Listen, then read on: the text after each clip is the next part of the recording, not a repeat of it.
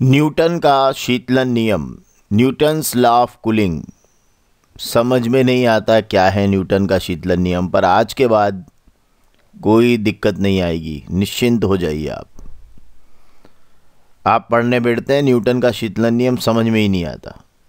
शीतलन मतलब ठंडा होना, तो न्यूटन ने किसी भी वस्तु के ठंडे होने का एक नियम दिया है जिसे न्यूटन का शीतलन नियम कहते हैं। जैसे एक प्याली में मज़े में आपने चाय भर के बैठे हुए हो तो ये आपकी वस्तु हो गई, और इसके आसपास अभी ठंड है तो ये वातावरण हो गया। गर्मी होती तो भी वातावरण होता, पर चाय तो फिर भी हर हाल में ठंडी होती ही है, क्योंकि उसका टेम्परेचर या ताप क्या होता है, ज़्यादा होता है। तो ये कैसे ठंडी होती है, इसके शीतलन की दर क्या है, समय के साथ किस तरह से ठंडी होती है, ये किस पर निर्भर करेगी, वातावरण के ऊपर। बस यही तो दिया है न्यूटन ने अपने शीतलन नियम में। न्यूटन ने अपने शीतलन नियम में यही बताया है कि कोई भी वस्तु जो ठंडी होती है उसके जो ठंडे होने की दर है, मतलब उसके जो शीतलन की दर है, वो वातावरण पर निर्भर है। खत्म, शीतलन नियम खत्म। अब देखिए नियम देखते हैं अपन। किसी वस्तु के ठंडे होने की दर मतलब क्या, शीतलन की दर उस वस्तु के ताप और वातावरण के ताप के अंतर के अनुक्रमानुपाती होती है। मतलब ये जो वस्तु है इसका ताप और वातावरण का जो ताप है उसके अंतर के क्या होगी, अनुक्रमानुपाती होगी। हम भी समझते हैं ठंड के दिनों में क्या होता है, चाय जल्दी ठंडी हो जाती, गर्मी के दिनों में थोड़ा देर से ठंडी होती है। तो ठंड में क्या होता है, ये अंतर थोड़ा ज़्यादा रहता है तो जल्दी ठंडी हो जाती है। वस्तु के ताप और वातावरण के ताप में अंतर ज़्यादा होता है तो जल्दी ठंडी हो जाती है ना। तो ये जो ठंडे होने की दर है ये वस्तु के ताप और वातावरण के ताप के अंतर के अनुक्रमानुपाती होती है। अब इसको गणितीय रूप में लिख लें तो क्या होगा कि वस्तु के ठंडे होने की दर, देखो आप एग्जाम में भी ऐसे ही लिखना है, जो लाइन यहाँ लिखी है उसी को यहाँ लिख लेना। देखिए वस्तु के ठंडे होने की दर लिख लिया, वस्तु के ताप ये वस्तु का ताप और ये वातावरण का ताप ये वातावरण का ताप, और बीच में लगा दिया माइनस। अब मध्यमान ताप शब्द यूज़ कर लेना, वस्तु का मध्यमान ताप और वातावरण के ताप के अंतर के, क्योंकि क्या होगा कि शुरू शुरू में वो जल्दी ठंडी होती है, फिर थोड़ा उसके ठंडे होने की दर क्या होती, कम होती जाती है। तो यहाँ पर जो न्यूटन ने अपने नियम में लिखा है वो है कि वस्तु का मध्यमान ताप है ना, कि पहले का ताप और बाद का ताप क्या है उसका अंतर जो है वातावरण के ताप के साथ लेना है। ठीक है। अब ठंडे होने की दर, तो देखो कुछ चीज़ें अपन मान लेते हैं कि वस्तु का शुरू का ताप क्या है θ1, अंतिम ताप क्या है θ2, और वातावरण का ताप ले लो θ0। अब मैं आपको भरना सिखा देता हूँ।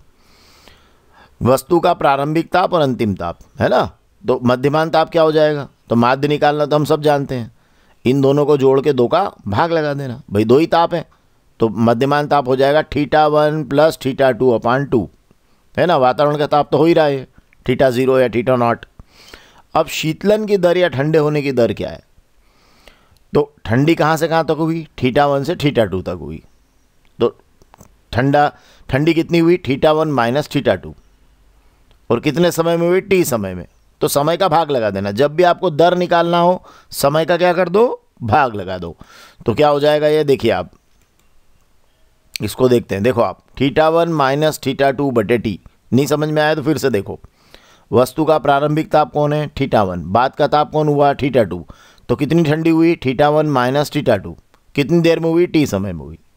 तो इसको बोलते हैं, देखिए जब भी दर निकालना हो तो समय का भाग लगता है, क्योंकि वो टाइम के साथ निकलती है। तो θ1 - θ2 इतनी ठंडी हुई, पहले ज़्यादा टेम्परेचर था बाद में कम हुआ, θ1 - θ2/t, ये हो गई शीतलन की दर। मध्यमान ताप तो आप पहली कक्षा से निकाल रहे हो, दोनों को जोड़ के 2 का क्या कर दें, भाग लगा दें। तो पहले शुरू का ताप बाद के ताप जोड़ के भाग लगा दिया, और वातावरण के ताप के अंतर का आपने क्या कर दिया, उसको वातावरण का ताप इसमें से घटा दिया जो आपने θ0 माना है। अब समानुपाती का निशान हटा दो और k लगा दो, उत्तर खत्म हो जाएगा। देखिए अब ये k लगा दिया आपने। k के बारे में आप क्या बोलेंगे कि ये एक अनुक्रमानुपाती नियतांक है, कांस्टेंट है। अब ये k किन बातों पर निर्भर करता है, तो ये पृष्ठ के क्षेत्रफल और उसकी प्रकृति पर निर्भर करता है। अब ये क्या बात हुई, देखो शीतलन में ये बात बहुत इंपॉर्टेंट है कि ये एरिया क्या है, ये कप, अभी कप की जगह प्लेट होती तो प्लेट होती तो जल्दी ठंडी हो जाती ना। तो पृष्ठ के क्षेत्रफल पर डिपेंड करेगा। मतलब ये पूरे नियम में जब आप कांस्टेंट लेकर आएंगे तो कुछ चीज़ें यहाँ पर देना पड़ेगी कि ये पृष्ठ के क्षेत्रफल पर डिपेंड करेगा, इसके नेचर पर भी डिपेंड करेगा, वस्तु के पृष्ठ के।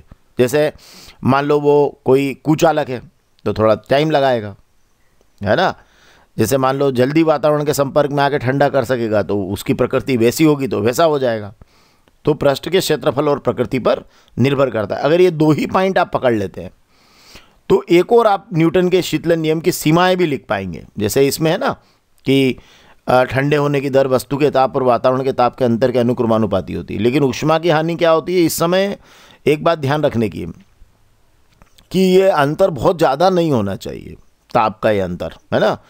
तो ये एक और इसका इसकी सीमा है कि वस्तु के ताप और वातावरण के ताप में बहुत अधिक अंतर नहीं होना चाहिए, वरना नियम फेल हो जाएगा। वस्तु तो ठंडी होगी पर नियम क्या हो जाएगा, फेल हो जाएगा।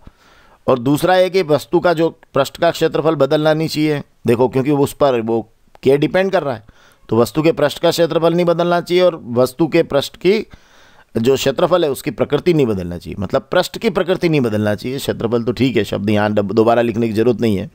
तो वस्तु के पृष्ठ का क्षेत्रफल नहीं बदलना चाहिए और उसकी प्रकृति भी नहीं बदलना चाहिए।